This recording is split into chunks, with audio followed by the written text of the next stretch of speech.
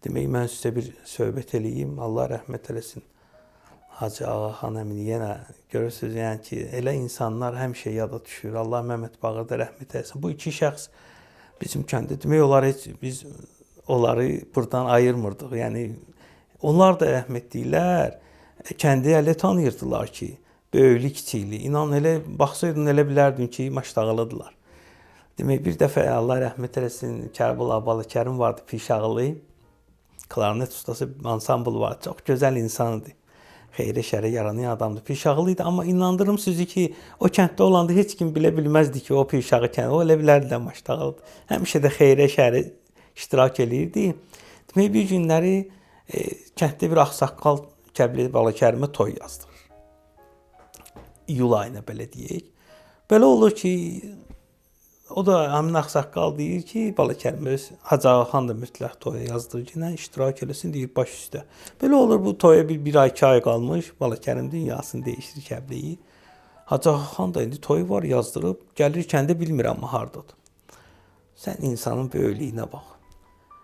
Gəlir, soraqlaşır, deyirlər, hə, bəli, tapır o adamı. Ağsaq deyir, yox, sən bir ay hacı tez gəlmirsən, biz toy gələn aydı.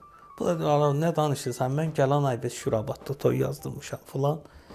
Deyir, əyib deyir hacı, sən necə deyirsən, elə də olar. Yazdırmısan, hələ ora gediyinə, hələ bir elə iştirak elədin. İndi kim eləyər onu? Hacı Ağaxan sağollaşıb, xudahafizləşir, gedir. Həmin o yılı, sən demə, aylar səhv düşür. Şurabada zəng eləyir, indi o xəbər yollayır ki, mən toya 1 saat, 2 saat gec gələcəm filan gün, baş üstə. Günorta olur, bizdə də o vaxt günorta başlayırdı toylar.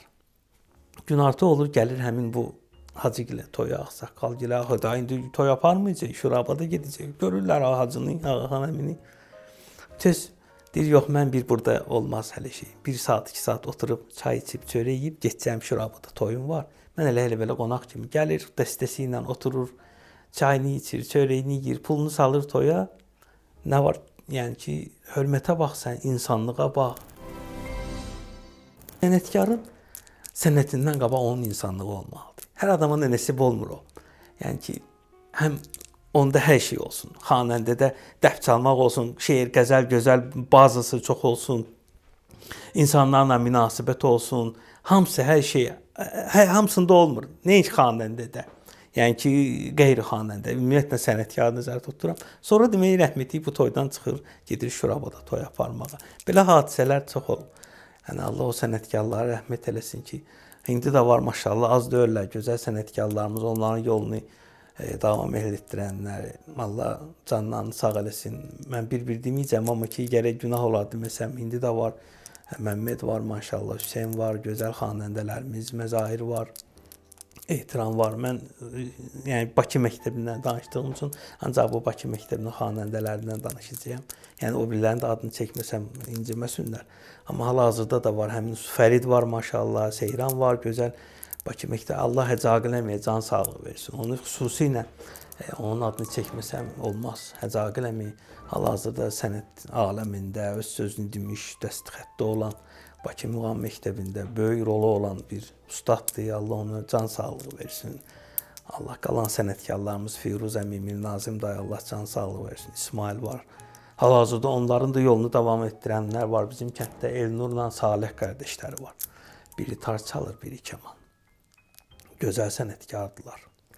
Sonra bizim Kərbəla Şəmsi qardaşımız var, böyük klarnet ifaçısı. Hal-hazırda yəni onun adını çəkəndən tanıyanlar yəqin ki, mənimlə razılaşarlar ki, Kərbəla Şəmsi hal-hazırda musiqi dünyasında, Bakı məktəbində böyük dəstxətdə olan, böyük çəkisi olan sənətkarlardan biri Maşdağa kəndinin yetirməsidir.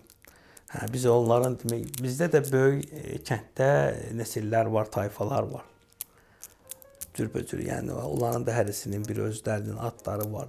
Yəni filan kimlərdənsə, belə deyək də, kənddə əli çoxdur. Məsələn, amma filan kəslərdən, filan əqrabadan deyəndə, yəni tanıyırlar ki, bilirlər ki, həqiqətən də Kərbəla Şəmsi də böyük bir əqrabanın övladıdır, yetirməsidir.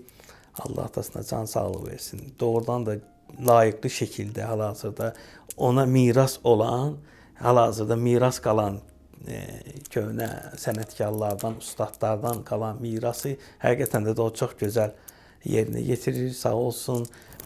Miras deyəndə mən doğrudan da sizin bu miras kanalını deməsəm, təşəkkür eləməsəm günah olar. Çox sağ olun, Miras kanalı gözəl. Mən az müddətdə baxıram, izləyirəm verilişlərinizi. Çox gözəl, doğrudan da hər şey yeri yerində. Doğrudan da qonaqlarınız da sağ olun. Məni də dəvət eləmişsiniz, amma mən o ustadların yanında kiməm ki, o qonaqlarımızın yanında heç onların elədiklərinin bir zərrəsində xidmətim yoxdur. Sağ olun, Miras kanalı doğrudan da sizə uğurlar diləyirəm. Doğrudan böyük xidmətiniz var. Sizə miras qalan, ustadlardan miras qalan bu işi doğrudan da gözəl, layiqincə yerinə yetirirsiniz. Sağ olun, buna görə mən sizə təşəkkür eləyirəm.